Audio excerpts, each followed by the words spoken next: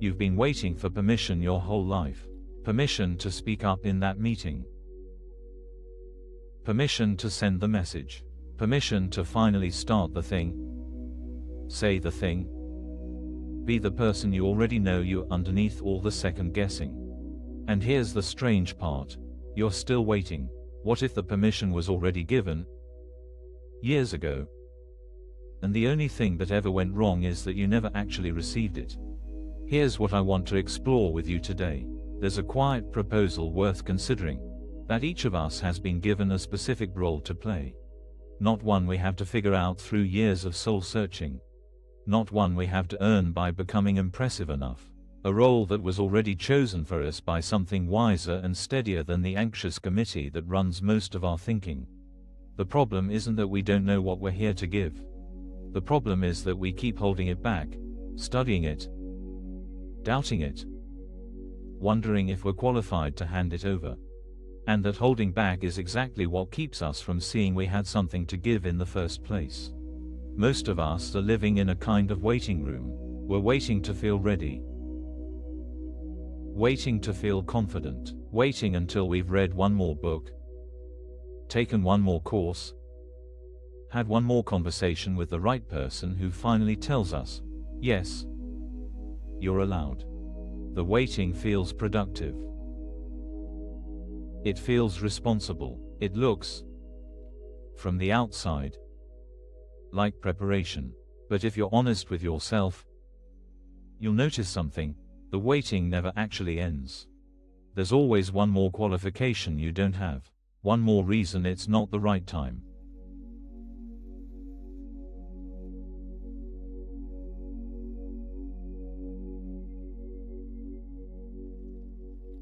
Let me offer you a picture. Imagine a courier. The job is simple. Pick up a package, take it to the address on the label, hand it to the person waiting at the door. That's it. That's the whole job. But this particular courier is having a hard day. They pick up the package, and instead of driving to the address, they sit in the van and start turning it over in their hands. Is this package good enough? Am I the right person to deliver it? What if the recipient opens it and thinks it's not worth what they were expecting? What if I mishandle it? What if I'm the wrong messenger for something this important? Meanwhile, the person at the door is waiting. And waiting, and eventually gives up and goes back inside. Cold. The courier didn't fail because they lacked skill. They failed because they confused their job with the contents of the package.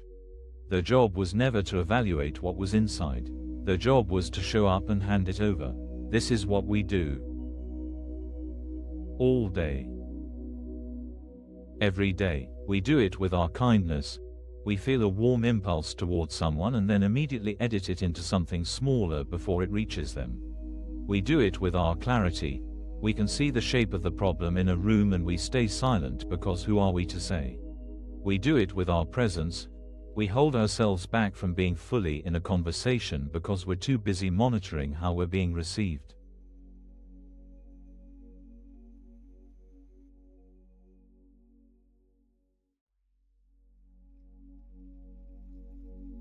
Now, here's what makes this so hard to see. The withholding looks like a virtue. It feels like humility. It sounds like responsibility. I don't want to overstep. I don't want to assume I know better. I want to make sure I'm not being arrogant. These sentences feel noble when we say them to ourselves. But let's be honest about what's actually happening. Real humility doesn't leave people cold at the door. Real humility shows up and delivers. What we're calling humility is often something else wearing humility's clothes, a very sophisticated form of stalling. It's the ego's cleverest move, to make procrastination feel like integrity, to make withholding feel like modesty, to make silence feel like wisdom. Meet Dana. Dana is a mid-level manager. For 3 years she's watched her team struggle with the same communication breakdown, the same meeting that runs long, The same misunderstandings between two departments. The same predictable failure that everyone rolls their eyes about and no one addresses. Dana can see the fix. She's actually quite clear about what would work. She's drafted the email twice. She's deleted it twice. She's rewritten the opening line 4 times because every version sounds either too pushy or too tentative.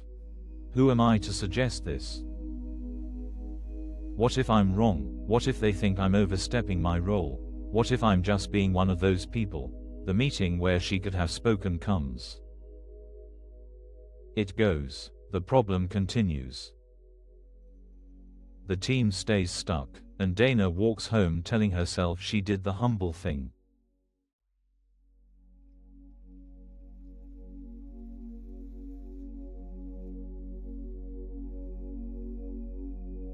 Here is the turn. The thing that changes everything if you can let it in. You do not receive what you have until you give it away. Read that again if you need to. The act of giving is what reveals what you were holding. Dana didn't know she had the solution until she offered it. Not really. She had it as an idea, a suspicion, a private hunch, but ideas kept in the dark stay small and questionable. The moment she puts it into the room, she recognizes, oh, I actually did know. I've known for months. This is why the withholding is so devastating. It's not just that other people don't get what you have. It's that you don't get to know you have it. You stay foggy about your own worth, your own contribution, your own steadiness, because you never let yourself see it in motion. And here's the deeper piece. The role you're being asked to play, the one where you speak, offer, contribute, show up, it wasn't assigned by your resume. It wasn't assigned by your confidence level on any given morning. It wasn't cancelled by the worst thing you've ever done or the biggest mistake you're still ashamed of. It was given to you by something that sees you more accurately than you see yourself. Something that isn't fooled by your bad days or overly impressed by your good ones.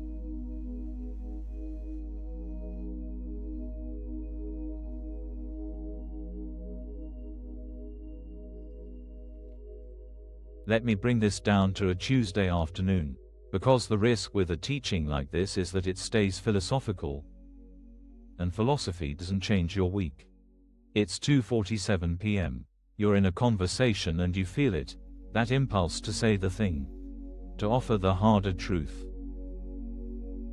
to ask the question no one else is asking, to tell your partner what you actually need, to send the message to the old friend, to speak up in the meeting, and you feel the machinery kick in. The evaluation. Am I being too much? Am I overstepping? Do I even know what I'm talking about? Is this the right moment? Notice what that machinery is actually doing. It's not protecting you. It's stalling. It's the courier sitting in the van, turning the package over, while the door stays closed. And there's a cost. There's always a cost. The problem you could have addressed keeps running. The person who needed to hear it keeps waiting. And you go home that night with a low, familiar heaviness, the weight of unmoved packages.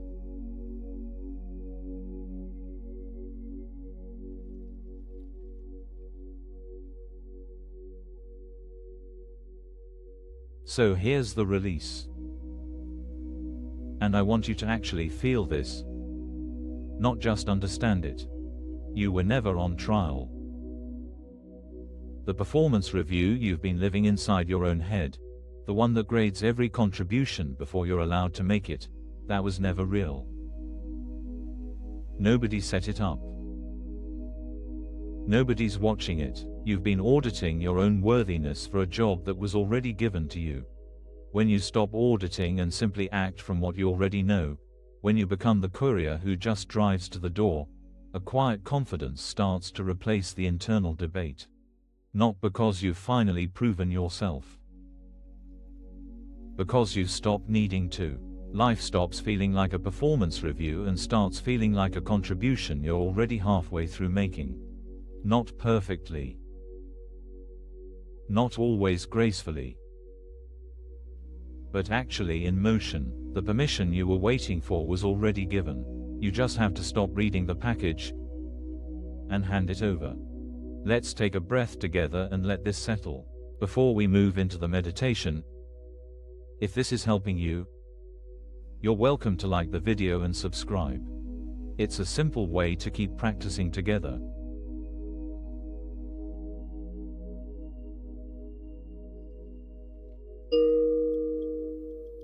Let's take a few minutes to let this land in the body.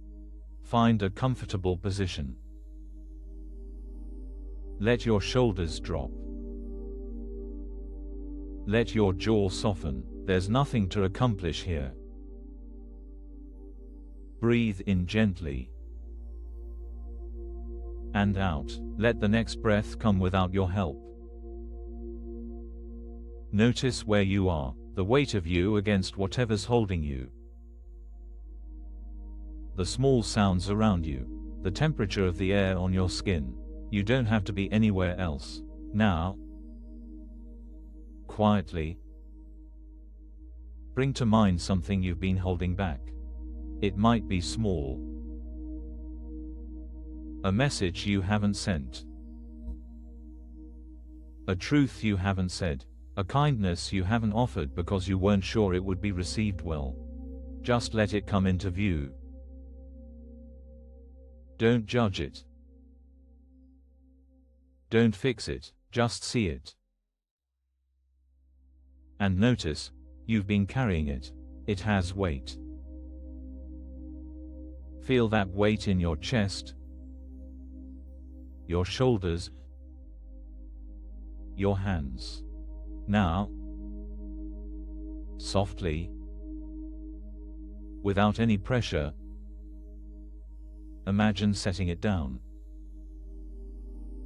Not delivering it yet, just setting it down for a moment. Feel what happens when you're not the one evaluating whether it's good enough. Breathe here. There's a package in your hands. You don't have to read it. You don't have to prove you deserve to carry it. You just have to be willing. Let that willingness be enough for right now. Breathe in. And out. Notice the quiet under all the deciding. It was always there, underneath the auditing, the second guessing, the who am I to, a steady place that already knows.